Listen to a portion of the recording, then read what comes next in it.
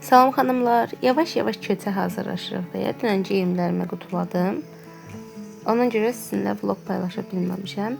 Bu gün evləri təmizləmək üçün video çəkib paylaşdım. 2 gündür evləri təmizləmirəm. Xalçanın kirindən anlayarsınız hər halda. Dediyim kimi əvvəldən sizə qeyd etmişdim ki, mən zaten təmiz olan evləri təmizləyib heç vaxt videoya çəkməyəcəm. Normal insanlar kimi bizim də evimiz kirlənir və kirli evi təmizləmiş video çəkirəm. Burada xalçamızın əvvəlki halını görürsünüz və sonraki halını görürsünüz. Xalçanı təmizləyirəm. Bütün otaqların xalçalarını toz soranlayıram. Xanımlar, mənim bir sualım olacaq sizə. Sizcə yerdə xalça olmayanda həmin otağı toz soranla mı təmizləmək lazımdır, yoxsa süpürgə ilə mi? Mənim fikrimcə toz soran daha rahatdır, çünki tozları havaya qaldırmır, amma süpürgə ilə süpürdükdə bütün evi toz bürüyür. Ona görə mən xalça olmayan yerləri də toz soran ilə təmizləyirəm. Bütün otaqların xalçalı olmayan otaqları toz soranlayıram.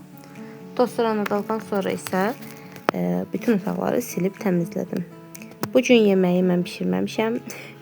Ona görə o hissəni çəkə bilməmişəm.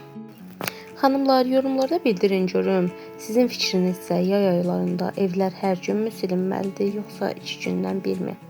Mən biraz tənbəl olduğumdan 2 gündən bir silirəm.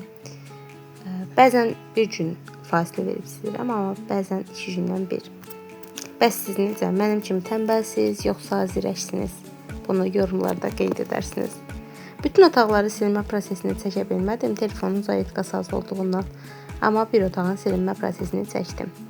Yeni evimizə köç videosu, evin təmizlənməsi videosu və əşyaların yığılması videosu gələcək çox güman ki, yaxınlarda.